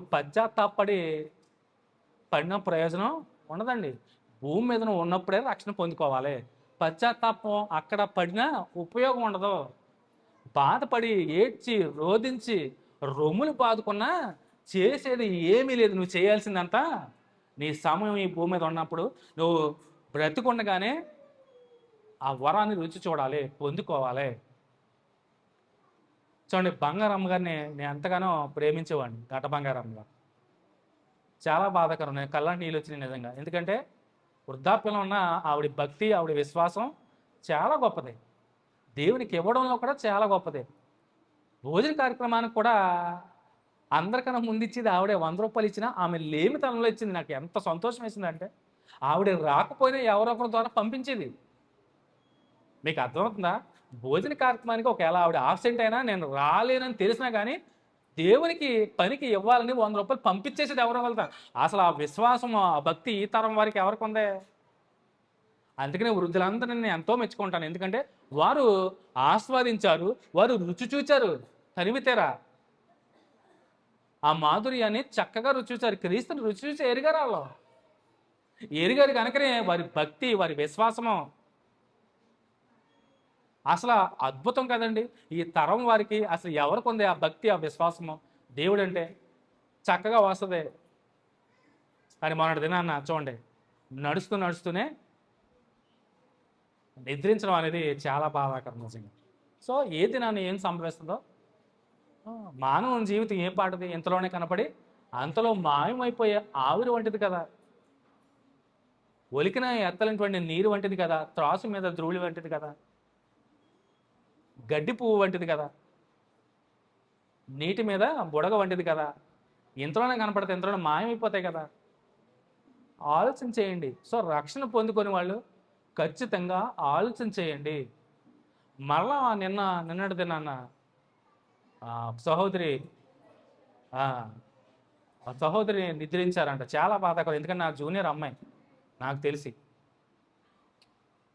చాలా బాధేసింది. నాకు తెలియలేదు, అప్పుడే కార్యక్రమం అయిపోయిందని తెలియజేశారు. నాకు అసలు నమ్మలేకపోయాను. ఇదేంటి, పెద్ద ఏజ్ కూడా కాదే, వివాహం కూడా అవ్వలేదనుకుంటా, అవే కదా. సో పెద్ద ఏజ్ కూడా కాదే, ఒకే స్కూల్లో చదువుకున్నాం. బహుశా నా జూనియర్ అనుకుంటా, రాంప్రసాద్ క్లాస్మేట్ అనుకుంటా. సో నాకు చాలా బాధేసింది. ఇదేంటి ఇలా వెళ్ళిపోతున్నారు? సో క్రీస్తునందు అంటే ఖచ్చితంగా తిరిగి లేస్తారు. కానీ ఒకవేళ నువ్వు క్రీస్తుని ఎరగకుండా రక్షణ భాగ్యాన్ని పొందుకోకుండా నువ్వు మరణిస్తే నీ పరిస్థితి ఏంటి? నువ్వు నశించిపోతావే. నువ్వు నశించిపోతున్న నీ కొరకే కదా ప్రభువుని యేసుక్రీస్తు వారు తండ్రిని విడిచిపెట్టి లోకానికి వచ్చేశాడు. నశించిపోతున్న నీ కోసమే కదా. నేను వెదకి రక్షించుకోవడానికి ఈ లోకానికి వచ్చేశాడు. నీ కోసమే కదా రక్తాన్ని ధారపోసాడు. మరణం పొందినంతగా దెబ్బలు తిన్నాడు. ఆ త్యాగాన్ని నువ్వు మర్చిపోయి ఇంకా ఈ లోకమే బాగుంది, ఇంకా ఈ లోకంతో నేను సహవాసం చేస్తాను, ఇది నాకు చాలు అంటే ఇంకా చేసేదేమి ఏం లేదండి. సో రుచి చూడని వారి గురించి చెప్తున్నాను నేను. ఎందుకంటే వారికి తెలీదు. మరి కుటుంబంలో ఉన్నటువంటి తల్లిదండ్రులు ప్రభువుని ఎరిగి రక్షణ పొందుకున్న తల్లిదండ్రులు ఉన్నటువంటి మీరు మీ బిడ్డల పట్ల ఎంత నిర్లక్ష్యం వహిస్తున్నారు నిజంగా. చెప్పాను, పాపం అంటే ఏంటి అని ఎరిగిన వారు ఖచ్చితంగా, ప్రభువుని తెలుసుకున్న వారు, ఒక జ్ఞానం వచ్చిన వారు ఖచ్చితంగా బాప్తిసానికి అర్హులని చెప్పాను నేను. నన్ను క్వశ్చన్ చేసినప్పుడు నేను చాలా సందర్భాలు చెప్పాను. ఎప్పుడు తీసుకోవాలండి బాప్తిసం అంటే? పాపం అంటే ఏంటో నీకు తెలిసినప్పుడు, నీకు జ్ఞానం వచ్చినప్పుడు, క్రీస్తు నువ్వు ఎప్పుడైతే మనపూర్వకంగా అంగీకరిస్తావో, అలా అంగీకరించే జ్ఞానం నీకు వచ్చిందంటే ఖచ్చితంగా నువ్వు బాప్తిసాన్ని తీసుకోవడానికి అర్హుడువు. అసలు తప్పు ఇది ఒప్పు అని తెలిస్తే చాలు నీకు. ఆ జ్ఞానం నీకు వచ్చిందంటే ఖచ్చితంగా నువ్వు బాప్తిసానికి అర్హుడు. తెలియకుండా తీసుకోకూడదు. కానీ అసలు అది అంటే ఏంటి, అసలు పాపం ఇది తప్పు ఇది ఒప్పు అనే జ్ఞానం, వివేచన జ్ఞానం నీకు ఎప్పుడైతే నీ హృదయంలో ప్రవేశిస్తుందో అప్పుడు ఖచ్చితంగా నువ్వు అర్హుడివే. ఇంకా ఆలస్యం చేయకుండా నువ్వు ప్రభువుని అంగీకరించడానికి త్వరపడు. నేడే రక్షణ దినము, అనుకూల సమయము. ఆలోచించే, త్వరపడండి. నశించిపోతున్న నీ కొరకే కదా ఆయన గొప్ప త్యాగాన్ని, మరణ త్యాగాన్ని నీ కోసం చేశాడు. ఇంకా నువ్వు అలాగ ఉండిపోతే ఆయన రాక వ్యర్థమైపోతుంది, ఆయన మరణం వ్యర్థమైపోతుంది. ఆలోచించేయాలండి. సో నేను ఇందాకనే చెప్పా. సో రక్షణ పొందుకున్న వారు ఎంతో జాగ్రత్తగా ఉండాలి. రక్షణ పొందుకోలేని వారు ఇంక మనం చేసేది మనం వాక్యం చెప్పడం, వారు ఖచ్చితంగా విశ్వాసం ఉంచాలి, తెలుసుకోవాలి, రక్షణ పొందుకోవడానికి త్వరపడాలి.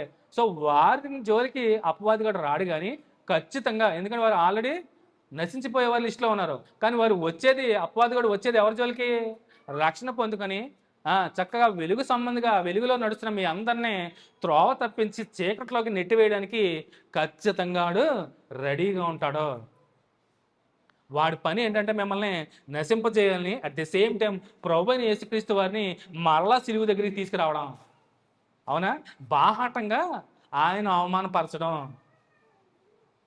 అపవాది గారికి ఇష్టం అత్తమాట క్రీస్తుని రావడం, తెలివెక్కించడం వాడికి ఇష్టం, కుమారుని నలగొట్టడం వాడికి ఇష్టం.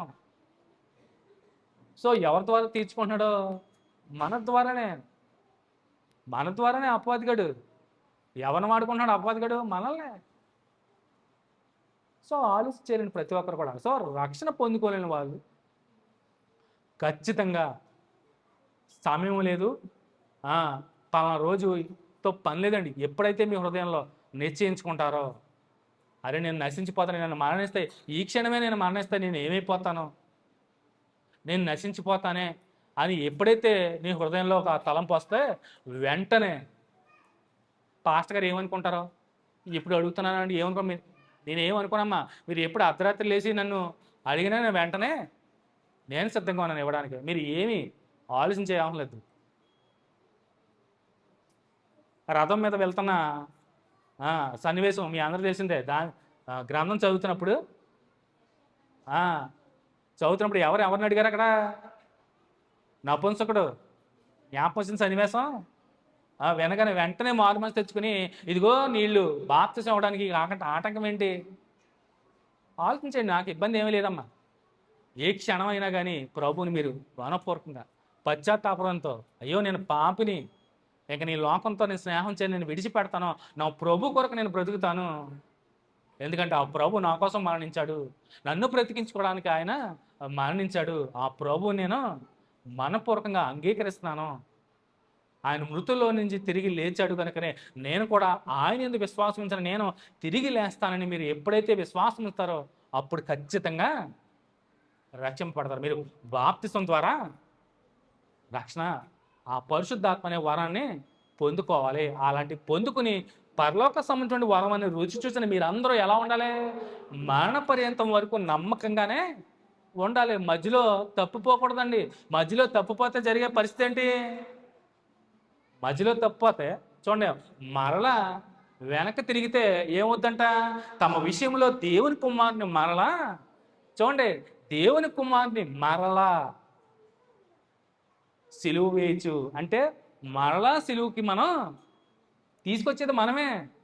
నువ్వు వెనక పాత రోత జీవితంలోకి వెళ్ళిపోతే మరలా సిలువ వేయచ్చు.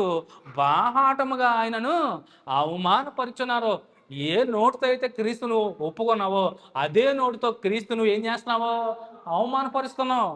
గనుక మారు మనసు పొందినట్లు అట్టి వారిని మరలా నూతన పరచుట అసాధ్యము. ఒక్కసారి ఆ వరాలన్నిటినీ రుచి చూచి మరలా తప్పిపోయి తిరిగి వెనక్కి వెళ్ళిపోతే అలాంటి వారిని మరలా నూతన పరచడం, అలాంటి వారిని మరలా కడగడం అనేది అసాధ్యం. ఒకసారే రక్తము చిందింపబడింది, మరలా ఆయన నీకోసం రాడు, నీకోసం సిలువ మరణం అవడు. ఒక్కసారే ఆ నిబంధన రక్తాన్ని ఒలికించింది ఒక్కసారే. నూతన నిబంధన, శ్రేష్టమైన నిబంధన ఇచ్చింది ఒక్కసారే. అదే చివరి నిబంధన, ఏకైక నిబంధన, క్రొత్త నిబంధన. ఇంకా రెండో, మూడో నిబంధన, నాలుగో నిబంధన లేవండి. శ్రేష్టమైనది మనకి ఇచ్చాడు. దేని ద్వారా? ఆయన రక్తము వలనైనటువంటి క్రొత్త నిబంధన, శ్రేష్టమైన నిబంధన ద్వారానే మనము జీవించాలి, బ్రతకాలి, నడుచుకోవాలి. అది మీరి నువ్వు మరలా వెనక్కి వెళ్ళిపోతే మరలా నిన్ను నూతన పరచడం, బ్రతికించడం, నూతన సృష్టిగా చేయడం అసాధ్యము. రెండోసారి బాప్తిసం ఇవ్వడం అంటే అవదో, కుదరదు. ఎందుకంటే వెలిగింపబడిన నీవు ఒకసారే, కానీ మరలా నువ్వు తీసుకొస్తున్నావు ప్రభుని బలివ్వడానికి. ఎప్పుడు? నువ్వు మరలా నీ పాత జీవితంలోకి ఎప్పుడైతే నువ్వు టర్న్ అవుతున్నావో, వెనక్కి వెళ్ళిపోతున్నావో, ఏంటి పరలోక సంబంధమైన అన్నీ రుచి చూసి ఎరిగి తెలుసుకొని ఒప్పుకొని ఆ పరిశుద్ధాత్మను వరను పొందుకుని నీవు మరలా నువ్వు వెనక్కి వెళ్ళిపోతే నీ పాత జీవితంలోకి జరిగే తీవ్రమైనటువంటి పరిణామం ఇదే. అట్టి వారిని మరలా రక్షించడము, కడగడము అనేది అసాధ్యము. సో వారి జోలికే అపవాదిగాడు వస్తాడు. వారి జోలికి వచ్చినప్పుడు మీకు ఎరేసేది ఏంటి అపవాదిగాడు? చెప్పాను 3 విషయాలు: నేత్రాశ, శరీరాశ, జీవపడమ్మలు. ఈ 3 ఎరగా విసురుతాడు. ఆదిలోనే విసిరేశాడు ఆదాము అవ్వకే, అవునా? ముందుగా నేత్రాశ చూపించాడు, కన్నులకి ఇంపుగైందని ఫలాన్ని. చక్కగా కనపడుతుంది, అన్నిటికన్నా చక్కగా కనపడుతుంది. నేత్రాశ చూపించాడు. శరీరాశ ఎప్పుడైతే తిన్నారో వారు కన్నులు తెరవబడ్డం, వారు దిగంబరత్వాన్ని, ఆ వ్యత్యాసాన్ని వారు గుర్తించడం, సిగ్గు ఏర్పడడం. శరీరాశను పుట్టించింది ఆడే. జీవపు డమ్మాని మీరు గొప్ప అమరులు అవుతారు, మీరు గొప్పోళ్ళు అయిపోతారు అనగానే ఆ జీవపు డమ్మాన్ని ఎరవేసింది అపవాదిగాడే. అట్టి అపవాది కూడా మనల్ని కూడా లోపరుచుకుంటాడో, ఎరవేస్తాడో. రక్షింపబడిన నీవు, రక్షణలో ఉన్న నీవు తప్పిపోవాలంటే వాడు ఎరేసేది కూడా ఈ 3. సో అందుని బట్టి ఎంత జాగ్రత్తగా ఉండాలండి రక్షణ పొందుకున్న వాళ్ళు. సో పౌలు అదే విషయాన్ని, సో మనం ఆ రక్షణ భాగ్యాన్ని మర్చిపోయి మరలా వెనక్కి తిరిగితే క్రీస్తుని మరలా మనం సిలువ దగ్గర తీసుకొస్తామనే విషయాన్ని పౌలు ఎబ్రీ పత్రికలో చక్కగా వివరించాడండి. సో ఇది తెలుసుకున్న మనం ఎలా ఉండాలి? మరలా మీ వెనకటి జీవితంలోకి మీరు వెళ్ళకూడదు, అంటే పాపాన్ని మరలా చెయ్యకూడదు. ఇంకా దాని వైపు మీరు కన్నెత్తి కూడా చూడకూడదు. శరీరాశ పుట్టినా, నేత్రాశ పుట్టినా, జీవపడమ్మం కలిగినా కానీ మనం ఎప్పుడు కూడా దాని వైపు వెళ్ళకూడదు. సో కన్నులకి ఇంపుగా కనపడుతూ ఉంటాయి. అందుకని క్రొత్త నిబంధనలో మోహపు చూపుతో చూస్తేనే చాలు, అంతే నేత్రాశకే లోనవుతారు ప్రతి ఒక్కరని చెప్పకనే చెప్పాడు. ఒక స్త్రీని మోహపు చూపుతో నువ్వు ఎప్పుడైతే చూస్తావో అప్పుడే నువ్వు నీ హృదయంలో ఆమెతో వ్యభిచరించినట్లే. అందుకనే నేత్రాశని చెప్పకనే చెప్పాడు. ఖచ్చితంగా రక్షణ పొందుకున్న వాళ్ళకి కలిగేది అదే. ఎప్పుడైతే నువ్వు మోహపు చూపుతో చూస్తావో అప్పుడే నువ్వు పాపం చేసినట్టే. సో క్రొత్త నిబంధన మరీ శ్రేష్టమైంది, చాలా జాగ్రత్తగా ఉండాలి. ఆ ధర్మశాస్త్రము లోపం కలిగింది కనుకనే రెండోది రావడానికే ఆస్కారం అయింది. మొదటిదే బాగుందనుకోండి, రెండో దానికి ఆస్కారం లేదు. రెండో నిబంధన, క్రొత్త నిబంధనకు ఆస్కారం లేదు. ఎందుకంటే అది లోపం కలగదే, మోయలేని కాడిగా ఉన్నది కనుకనే దాన్ని దించి ఆ కాడిని విరగొట్టి నూతన నిబంధన ఆయన రక్తం ద్వారానే మనకి మరీ శ్రేష్టమైన నిబంధనే అనుగ్రహించాడు. దాని కిందనే ప్రతి క్రైస్తవుడు ఆ నూతన నిబంధన ప్రకారమే నడుచుకోవాలి, జీవించాలి, చలించాలి. వెలుగు సంబంధులుగా చేసిన ప్రభువైన క్రీస్తుని మనం అవమానపరచకూడదు, ఆరిపోకూడదు. నిత్యము వెలుగు సంబంధులుగానే ఉండాలి. ఎప్పుడైతే నువ్వు ఆరిపోతావో అప్పుడు ఏమవుతావు? నువ్వు కూడా నశించిపోతావు, గుర్తుపెట్టుకో. సో పౌలు అనేక విషయాలు హెబ్రీ పత్రికలో తెలియజేసిన, ఎందుకంటే ఈ సందర్భము చక్కగా చెప్తాడు. మీరు పరలోక సంబంధించిన వరాన్ని రుచి చూసిన మీరు ఇంకా చిన్నపిల్లలు కాదు, మీరు పాలు తాగే వయసు కాదు, మీరు అన్నం తినాల్సిన వయసే. మీకు బలమైన ఆహారం మీకు కావాలి, మీకు ఇంకా పాలు తాగే వయసులోనే ఉన్నారా అంటాడు. ఆ సందర్భం నుంచి వివరిస్తూ ఈ విషయాన్ని చెప్తాడు. చూడండి పైన వచనాల్లో చూడండి 12, కాలమును బట్టి చూచితే మీరు బాధకులుగా ఉండవలసిన వారై ఉండగా దేవోక్తుల్లో మొదటి మూల పాఠములను ఒకడు మీకు మరలా బోధించవలసి వచ్చును. మీరు పాలు త్రాగాల్సిన వారే గాని బలమైన ఆహారం తినగని వారు కారు. మరియు పాలు త్రాగు ప్రతి వాడు శిశువే గనుక నీతి వాక్య విషయంలో అనుభవం లేని వాడే ఉన్నాడు. చూడండి, వయస్సు వచ్చిన వారు అభ్యాసము చేత మేలు కీడులను వివేచించుటకు సాధకము చేయబడిన జ్ఞానేంద్రియములు కలిగి ఉన్నారు కనుక బలమైన ఆహారం వారికే తగును. మీరు ఇంకా పాలు తాగే వయసులో ఏం లేరండి. అంటే మీరు ఇంకా క్రీస్తుని ఎరగని వారేం కాదు, మీరు ఎరిగిన వారే. సో మీకు బలమైన ఆహారం కావాలి, మేము ఇంకా పాలే తాగుతాము, ఇంకా ఆ వయసులోనే ఉంటామంటే ఇంకా అది కుదరదు. ఎందుకంటే మంచి చెడులు ఇక్కడ అదే విషయాన్ని అంటాడు చూడండి. ఏమని? మేలు కీడులు వివేచించుటకు సాధకము చేయబడిన జ్ఞానేంద్రియాలు కలిగి ఉన్నవారు మీరందరూ. సో తప్పేంటి ఒప్పేంటి ఇది పాపమో కాదు అని అవగాహన చేసుకునే జ్ఞానం మీకు ఉంది కనుకనే మీరు ఇంకా చిన్నపిల్లలు ఏం కాదు, మీరు పెద్దవాళ్ళు. బలమైన ఆహారం మీకే అవసరము. ఇంకా ఆ మూల పాఠముల వైపు మీరు తిరగాల్సిన పనిలే. పాలు తాగే ప్రాయం నుంచి బలమైన ఆహారం తినే దాకా మీరు వచ్చారు. ఇది ఏ ఆహారమో? భౌతిక సంబంధించిన పాలు, భౌతిక సంబంధించిన ఆహారం గురించి మాట్లాడతలే. ఆత్మ సంబంధించిన పాలు, వాక్యం అనే పాలు గురించి చెప్తున్నాడు. ఎందు నిమిత్తం? రక్షణ అనే విషయంలో ఎదుగు నిమిత్తం అంటాడు చూడండి. పేతురు రాసిన పత్రికలో పేతురు గారు చక్కగా చెప్తాడు. ఆయన చూడండి, పేతురు రాసిన మొదటి పత్రికలో ఆ పాలు ఏం పాలో మనం ఒకసారి జ్ఞాపకం చేసుకుందాం. 2వ అధ్యాయము, పేతురు రాసిన మొదటి పత్రిక 2వ అధ్యాయము చూడండి 3వ వచనం నుంచి చూసినట్లయితే, క్రొత్తగా జన్మించిన శిశువులను పోలిన వారే నిర్మలమైన వాక్యమను పాల వలన. సో పాల వలన పుట్టినట్లు ఏముంది కింద? ఆత్మ సంబంధముకు పాల వలన. ఎందుకు తీసుకోవాలి ఆత్మ సంబంధమైన పాలు? అంటే వాక్యం అనే పాలు. రక్షణ విషయంలో ఎదుగు నిమిత్తము ఆ పాలను అపేక్షించుడి. చూడండి, కొత్తగా జన్మించిన శిశువులను పోలిన వారే నిర్మలమైన వాక్యం అనే పాల వలన, ఆత్మ సంబంధమైన పాలు తీసుకోవాలి. ఎందుకు తీసుకోవాలి? రక్షణ విషయంలో ఎదుగు నిమిత్తము ఆ పాలను అపేక్షించడి, ఆ పాలను తీసుకోండి. కానీ మేలు కీడులు అంటే జ్ఞానం ఉన్నవారు మీరందరూ కూడా బలమైన ఆహారం తింటాకి అర్హులు అని పౌలు చెప్తున్నాడు. సో ఇదంతా ఆత్మ సంబంధించిన పాలు, ఆత్మ సంబంధించిన జీవాహారం వాక్యమే కదా. సో దాన్ని మనం ఏం చేయాలి?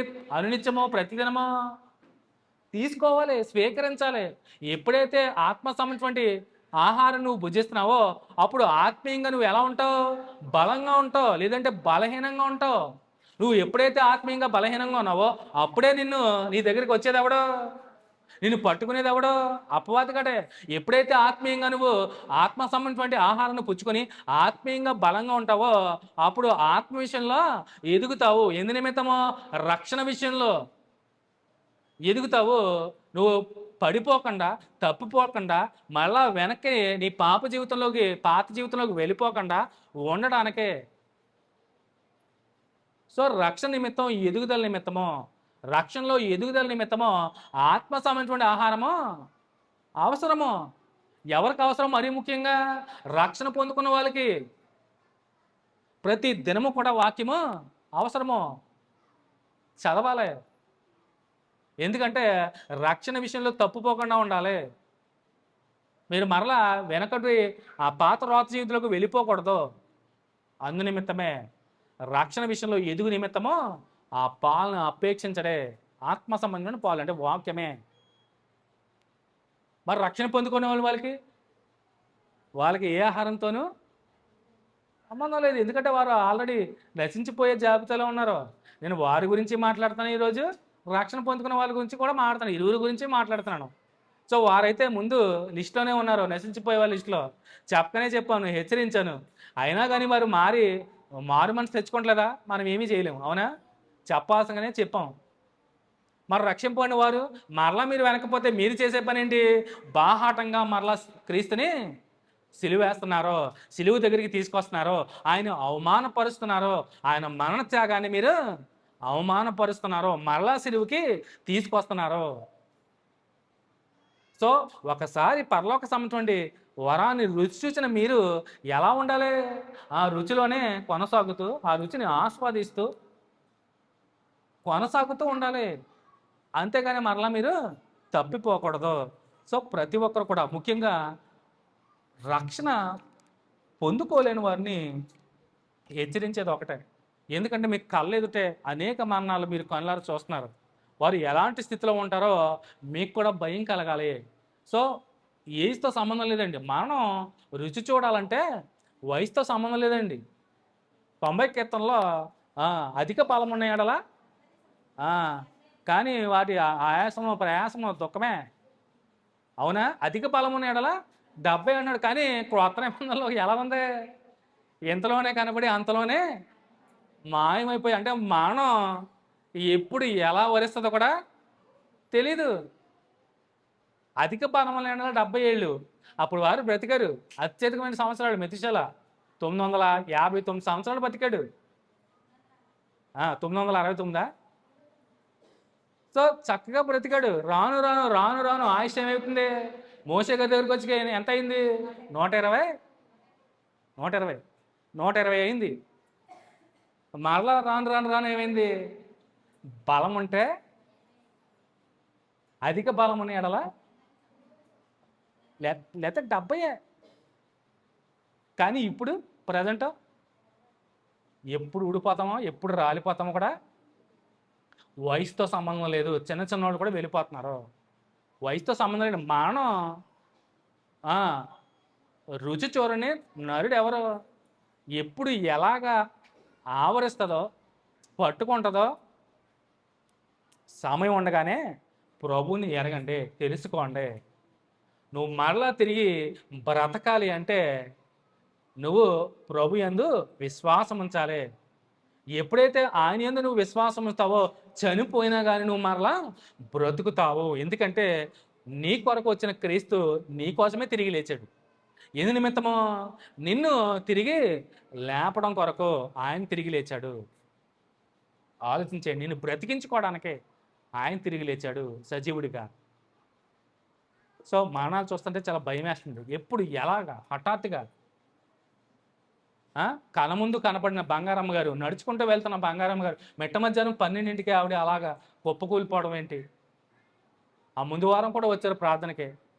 ఆ ప్రార్థన ఎక్కడ ఎవరింటి కూడా ప్రార్థన జరిగింది. అక్కడ ఎవరో భావన వెంకటరావు గారి ఇంటికి కూడా వచ్చింది ఆవిడ. నన్ను పలకరించింది కూడా బంగారమ్మ గారు. చూడండి, వృద్ధుల్ని ఎందుకు మెచ్చుకుంటానండి? ఎక్కడ కూడుకున్నా వస్తారు. మరి యవ్వనస్తులకి మధ్య వయసులో మిడిల్ ఏజ్ వాళ్ళకి ఏంటి మరి? మీ కాళ్ళ నొప్పులా, మోకాళ్ళ నొప్పులా, ఏమైనా రోగం ఉందా? పోనీ ఏమైనా అనారోగ్యంతో బాధపడుతున్నారా? కొట్టుమిట్టాడుతున్నారా? పోనీ సాధక బాధలు ఉన్నాయా? కుటుంబ బాధ్యతలు, బరువు బాధ్యతలు ఏమైనా ఉన్నాయా? చెప్పండి. ఆవిడ వృద్ధురాలు. ఆవిడ వచ్చిన వృద్ధులందరూ వస్తారు. శాలిభూలక్ష్మి గారిని చూస్తాను నేను, పాపం గారిని చూస్తాను, ఉమా ప్రాతం పాప గారిని చూస్తాను, చాలామంది వృద్ధులను చూస్తాను, ఉమ్మగారిని చూస్తాను. అందరూ చాలామంది వృద్ధులు ముందు వరుసలో ఉంటారంటే, ఎక్కడ కుడికి జరిగితే అక్కడ వాళ్ళ ఇంటికి వచ్చేస్తున్నారంటే ఎంత దూరం అయినా. మరి మిగతా వాళ్ళకి ఏమైంది? అదే చెప్తాను. వారు ఆ టేస్ట్ని, ఆ మాధుర్యాన్ని రుచి చూస్తున్నారు. రుచి చూచి ఎరిగారు కనుకనే విడిచిపెడతలేదు ప్రభుని. కానీ మనం రుచి చూచి అంతే. నేనుసారి మనం ఎప్పుడూ చెప్పాను, మనం ఏం చేస్తాం? రుచి చూడట్లేదు, మనం ఏం చేస్తాం అంట? వాసన చూస్తున్నాం అంతే. వాసన చూసి వదిలేస్తాం అంతే. వాళ్ళు టేస్ట్ని పట్టుకున్నారు కనుకనే విడిచిపెడతలేదు. కానీ మిగతా వారందరూ ఆ వచ్చే వాసన పీల్చి వదిలేస్తున్నారు అంతే. ఆ స్థితిలోనే ఉన్నారు అందరూ. చూడండి, అద్భుతం వారి భక్తి, వారి విశ్వాసం.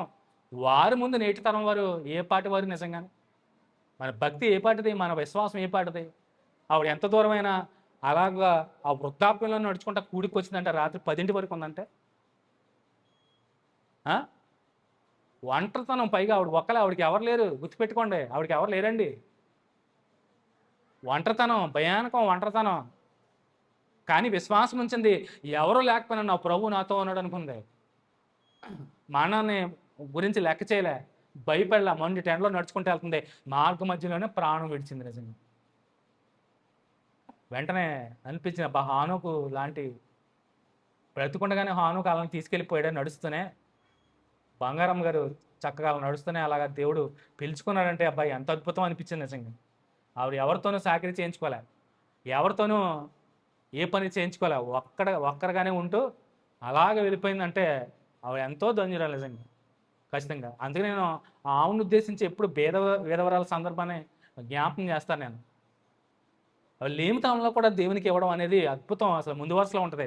ఆవిడకి సాటి ఎవరు లేరు నిజంగా. వృద్ధులే, మొత్తం వృద్ధులు అందరూ కూడా వారి భక్తి, వారి విశ్వాసం, నీటితనం వారికి ఎంతో ఆదర్శప్రాయం నిజంగా. వారందరూ మన దాంట్లో ఉన్న వృద్ధులందరూ కూడా ఎన్నో ఏళ్ళ నుంచి ప్రభువుని ఎరిగి అలాగే కొనసాగుతున్నారు. కానీ అద్భుతం, నమ్మిన ప్రభువుని, నమ్మిన సంఘాన్ని అలాగే ఉంది, అందులోనే కొనసాగించే మనోళ్ళ. అక్కడొక గంతు, ఇక్కడొక గంతు. పాస్టర్ గారు సాక్ష్యం ఇచ్చారు. నేను పాస్టర్ గారు పెట్టి ముందు మాట్లాడుతుంటే అద్భుతం. ఆవిడ బాబురావు గారి సంఘం తప్పితే ఎక్కువ సంఘంకి వెళ్ళదని ఆయన చెప్పాడు. చాలాసార్లు అడిగండి, అమ్మ రండి, ఏదని నన్ను చూసి బెదిరిపోతున్నారేంటి, నన్ను చూసి వెళ్ళిపోతున్నారేంటి. జాన్సన్ గారు అన్నారు, ఆవిడ ఎదురైతే వెళ్ళిపోయేదంట. ప్రార్థన కూడికలు ఏమి పెడతారు, రమ్మన్నా వచ్చింది కదంట. వెళ్తాం. ఆవిడ విశ్వాసం అంటే ఒక దాంట్లోనే ఉంది. క్రీస్తు సంఘం అనే శరీరంలో దాంట్లోనే అవయవంగా ఉంది. ఇంకా తప్పిపోలే ఆవిడేమి మనోళ్ళ. అక్కడొక గొంతు, ఇక్కడొక గొంతు, అన్నీ ఏదో ఆశీర్వాదాలు ఏదో మొత్తాన్ని నువ్వు మీదకి వచ్చేస్తానే అమితమైనటువంటి విపరీతమైన విశ్వాసం అనుకోవాలో ఏంటో. కానీ ఆమె విశ్వాసంలో ఒకలానే ఉంది, అన్ని విషయాల్లోనూ ఒకలా ఉంది. తను నమ్మిన సంఘాన్ని అలాగే విడిచిపెట్టకుండా మన పర్యంతం వరకు ఇందులోనే కొనసాగింది. అద్భుతం, ధన్యురాలు. అందుకనే మరి చాలామంది ఉన్నారు, అక్కడొక గంతు, ఇక్కడొక గంతు, ఇక్కడొక గంతు, ఏదైనా ప్రార్థన వెళ్ళిపోతారు. మీరు ఆ సంఘం గురించి తెలిస్తే అసలు వెళ్ళరు. విమర్శించుకున్నా కానీ ఖచ్చితంగా మీటింగ్ ఆడదాను, అక్కడ ఖచ్చితంగా సంఘం అనే టాపిక్కే మాట్లాడతాను. సంఘం చాలా ప్రాముఖ్యమైంది. అందులోనికి ఏ శరీరం అయితే నలగొట్టబడిందో ఆ శరీరం కొరకే ఆయన, ఆ సంఘమే ఆయన శరీరం కొరకే, ఆయన శరీరం కొరకే సంఘము. అంతేనా? సంఘమే ఆయన శరీరము. అది ఎవరి శరీరమో ఎన్నో మార్లు చెప్పిన క్రీస్తు శరీరమే. అంతేగాని మిగతా వారి బాడీలు కాదు, వేరే వేరే సంఘాలు వేరే వేరే బాడీలు కాదు. శరీరం ఒకటే, ఆత్మయు ఒకటే, విశ్వాసం ఒకటే, నిరీక్షణ ఒకటే, బాప్తిస్మం ఒకటే, అన్నీ ఒకటే.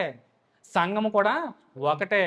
ఏ సంఘం కోసమైతే ఆ దేహము సమాధిలోకి వెళ్ళిందో ఆ దేహం ఎవరిదే? ప్రభు అయిన క్రీస్తుదే. అదే ఒకటే సంఘము. ఆ సంఘంలో బలంగా కొనసాగింది మరణ పర్యంతం వరకు. ఘట బంగారం నిజంగా ధన్యురాలు ఆవిడ నిజంగా. సో ఆలోచించండి. కూడికలు అంటే రారు ఎక్కడికే. వృద్ధులను చూసుకోండి. కూడికలు అంటే రాలేకపోతున్నారు. సంఘం అంతా ఆ సహవాసం ఏమైపోతుంది. ఆదివారం టయానికి రమ్మంటే రారు. చూడండి ఇంకెలా వస్తాయమ్మా ఆశీర్వాదాలు. దేవుడు నా మొర అనట్లేదు, నా మొర ఆలకించలేదు, నా వైపు చూడట్లేదు కన్నెత్తి అంటే మీరు ఆయనకి మొదటి ప్రాధాన్యత ఇవ్వకుండా మీరు అన్నీ పొందేసుకోవాలంటే ఎలాగా? ముందు మీరు ఆయనకి ఇవ్వండి ప్రాధాన్యత. కరెక్ట్ టయానికి రండి, సమయానికి రండి. అన్నీ చూస్తాడో. మీరు ఏదనుకుంటున్నారు? ప్రభు బద్దకిస్తున్నావా లేదో చూస్తాడో. నువ్వు ఆయన దినాన్ని నిర్లక్ష్యం చేసి ఎక్కడికి వెళ్ళినా వెళ్ళిపోతున్నావు, అన్నీ చూస్తాడో. ఏమీ చూడండి అనుకుంటున్నావు, అన్నీ చూస్తాడు ఆయన. ఎందుకు లేటుగా వస్తున్నారు? సో 10ంటికని పెట్టుకున్నాం, ఇంకా 9:30 అంటే ఇంకా 10ంటికో 10:30 వద్దురేమో. 10ంటికనమ్మా అంటే 10:30కి వస్తున్నారు. సో ఆలోచించేయండి. సో పౌలు అదే విషయాన్ని హెచ్చరిస్తూ మరి మరణ పర్యంతం వరకు ఆ రక్షణలోనే కొనసాగుతూ ఒకవేళ వెనక తిరిగిపోతే దాని పర్యవసానం ఏంటో బాహాటంగా ప్రభువైన యేసుక్రీస్తు వారిని మరలా మీరు సిలువ దగ్గరికి తీసుకొస్తున్నారు. సో ఘోరమైనటువంటి తప్పిదం చేస్తున్నారు రక్షింపబడిన వారు. మరి రక్షణ పొందుకునే వారు కూడా ఖచ్చితంగా, ఎందుకంటే లోకం వైపు చూడండి భయంకరమైనటువంటి మరణాలు ఇంతలోనే కళ్ళ ముందు కనపడిన వారందరూ కూడా వెళ్ళిపోతున్నారు. లోకాన్ని విడిచి వెళ్ళిపోతున్నారు. దాన్ని బట్టి నువ్వు ఏం గ్రహించాలి? ఆ స్థితిలోకి నేను ఏదో రోజు రాబోతున్నాను, ఆ మరణం నన్ను కూడా ఏదో రోజు వహిస్తుంది, ఖచ్చితంగా ఆ మరణాన్ని నేను వచ్చి వస్తాను అని భయంతో ఖచ్చితంగా మీరు ప్రభు వైపు, మరణాన్ని తిరిగి గెలిచిన ప్రభు వైపే మీరు చూడాలి. మృత్యుంజయుడై తిరిగి లేచినటువంటి క్రీస్తు వైపే చూడాలి. ఆయన వైపు ఎవరైతే తిరిగి ఆయన ఎందైతే ఎవరైతే విశ్వాసం ఇస్తారో ఖచ్చితంగా చనిపోయినా కానీ బ్రతుకుతారు. ఇది తథ్యము. సో శ్రద్ధమైన అందరూ కూడా